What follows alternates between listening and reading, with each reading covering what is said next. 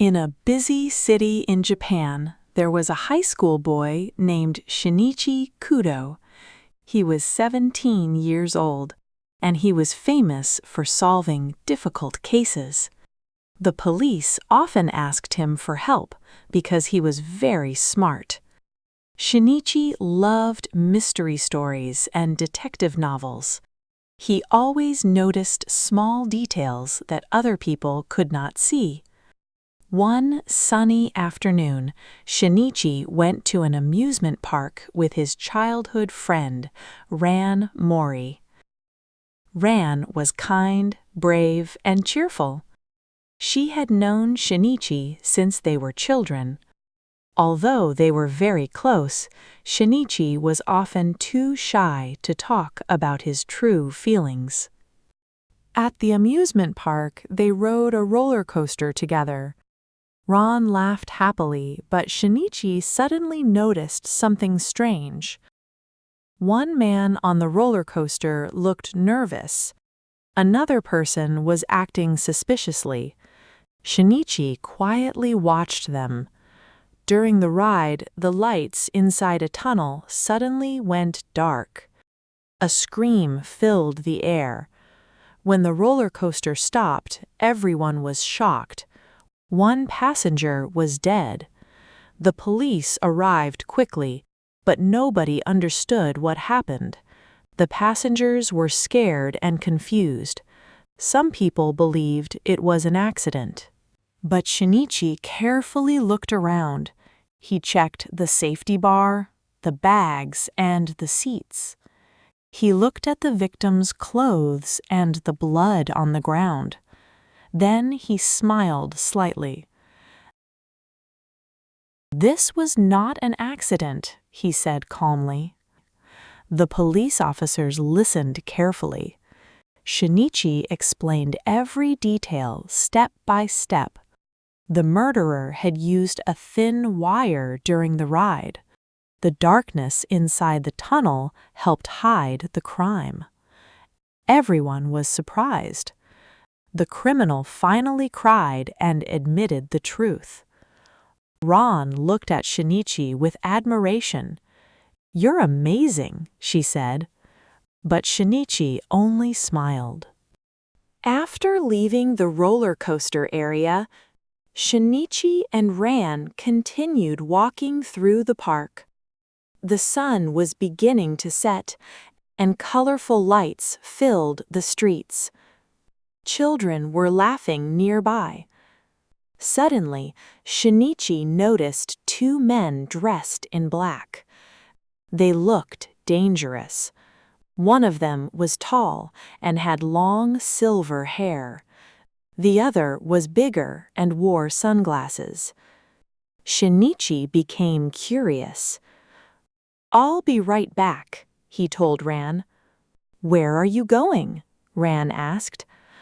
"I just saw something strange." Shinichi secretly followed the two men. He saw them making an illegal deal with another person. Money changed hands quietly.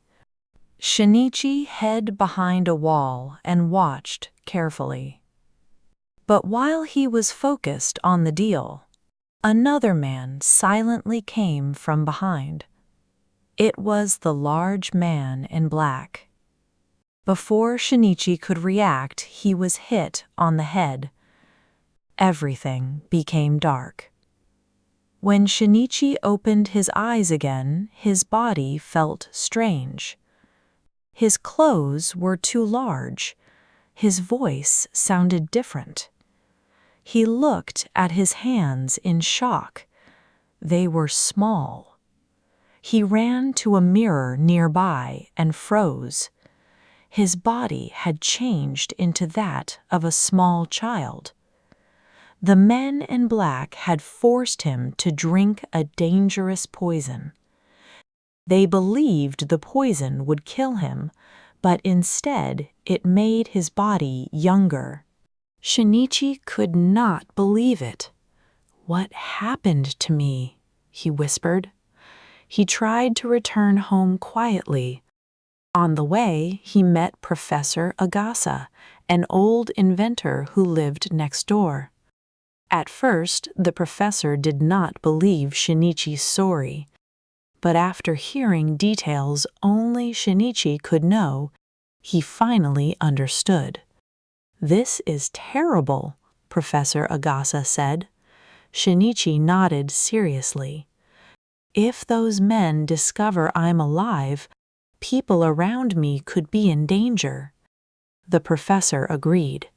"You need a new identity." Just then, Ron arrived at the professor's house. She looked worried because Shinichi had disappeared. "Who is this child?" she asked. Shinichi quickly looked around the room. He saw mystery books written by Arthur Conan Doyle. "My name is Conan Edogawa," he answered. That was how Shinichi became Conan Edogawa.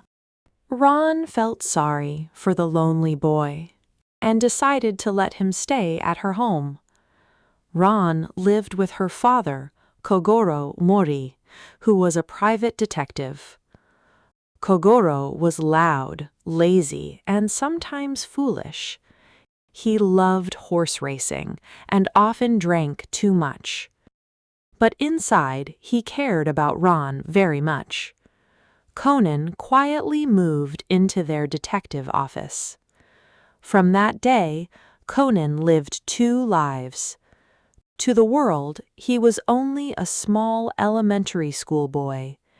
But inside, he was still the brilliant detective Shinichi Kudo.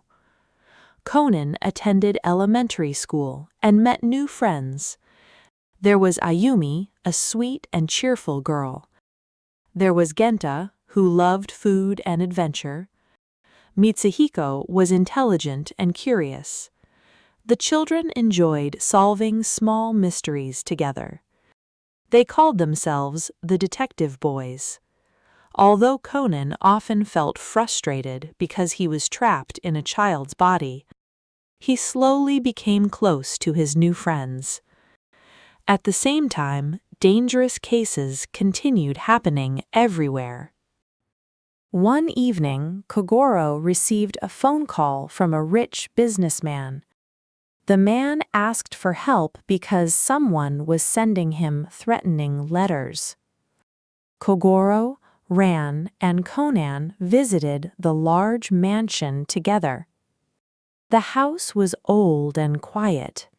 Rain fell heavily outside. Thunder shook the windows. Inside the mansion, everyone looked nervous. That night, the businessman was found dead in his study. The doors were locked from inside. "It's impossible," one servant cried. The police called it a locked room murder. Kogoro tried solving the case, but his guesses made little sense. Conan secretly investigated the room. He noticed a wet footprint near the window. He also found a hidden fishing line attached to the key. Soon Conan understood the trick. But because he looked like a child, adults rarely listened to him. So Conan used one of Professor Agasa's inventions, a special watch that could shoot sleeping needles. Conan secretly aimed at Kogoro. Psh! Kogoro fell asleep immediately. Everyone gasped. Then Conan hid nearby and used a voice-changing bow tie invented by Professor Agasa. Using Kogoro's voice, Conan explained the entire case. "The murderer is you." The criminal turned pale. Every detail matched perfectly. From that day, people began calling Kogoro the sleeping detective because he solved mysteries while asleep. Kogoro became famous across Japan. Of course, Conan was the real detective behind the scenes. As time passed, Conan continued searching for the men in black. He wanted to find a cure and return to his normal body. One night, Conan saw the black car again. His heart beat quickly.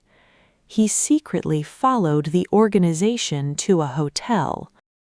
Inside, he discovered dangerous criminals involved in illegal business, secret research, and murder. The silver-haired man's codename was Gin. The large man's codename was Vodka. They were members of a mysterious criminal organization. Conan realized they were far more dangerous than he imagined. Later, Conan met a scientist named Ai Haibara. At first, she looked like a normal little girl, but she had a terrible secret. She had once worked for the Black Organization. Her real name was Shiho Miyano. She was the scientist who created the poison that changed Shinichi's body. But the organization betrayed her, and she also became a child after taking the poison herself. Now she was hiding from them. Ai was quiet and intelligent. Sometimes she seemed cold, but deep inside she was lonely and afraid. Conan understood her pain because they shared the same fate. Together, they searched for information about the organization. Meanwhile, Ron slowly began suspecting Conan's true identity. Sometimes Conan acted exactly like Shinichi. He solved impossible cases. He used the same expressions.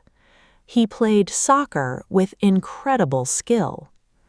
One evening, Ron looked at Conan carefully. "Conan," she asked softly, "are you actually Shinichi?" Conan froze. For a moment, he did not know what to say, but then he laughed nervously and denied it. Ron smiled sadly. Even though she wanted to believe him, part of her heart still felt uncertain.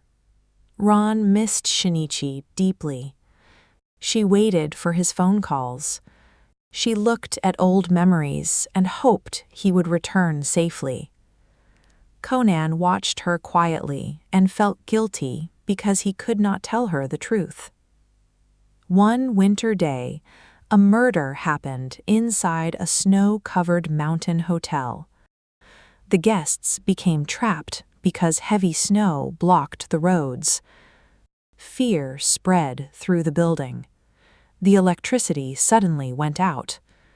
Then another scream echoed through the dark hallway. Conan carefully investigated each clue. He studied footprints in the snow and tiny scratches on the window. Finally, he discovered the truth. The murderer had used the snowstorm to create a false alibi. Again, Conan solved the case through Kogoro's sleeping performance. The guests stared in amazement. "How could he know all this while sleeping?" someone whispered. Conan secretly smiled. Not every case involved murder. Sometimes Conan helped people find lost family members. Sometimes he protected innocent victims from robbery or kidnapping. Once, a little girl lost her dog in the city. The detective boys searched everywhere until Conan noticed muddy paw prints near a river. The dog was found safely under a bridge.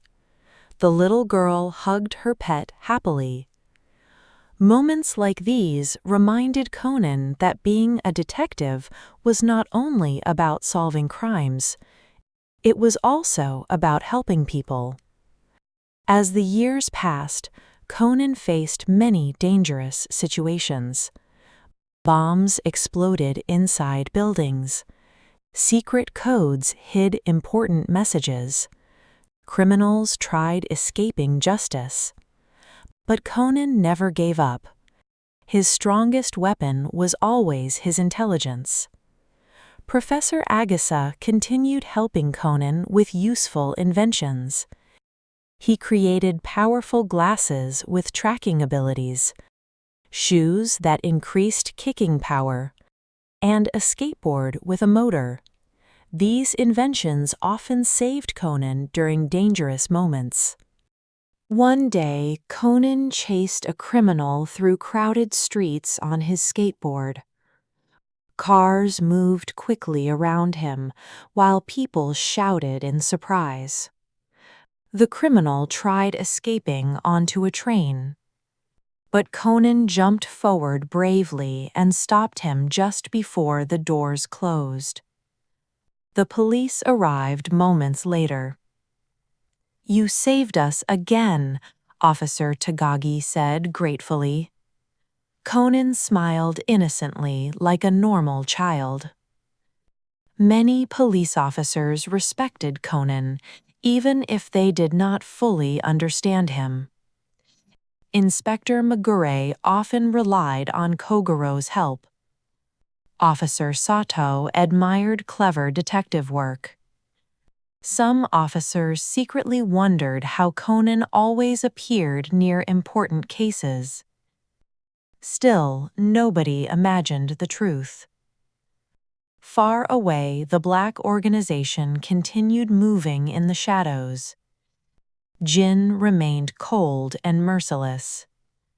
Whenever Conan discovered new clues, danger followed closely behind. Sometimes Conan felt afraid. He was still only a teenager trapped inside a child's body. But he refused to surrender. He wanted justice. He wanted to protect the people he loved. Most of all, he wanted to return to Ron. One evening, Ron and Conan walked home together after dinner.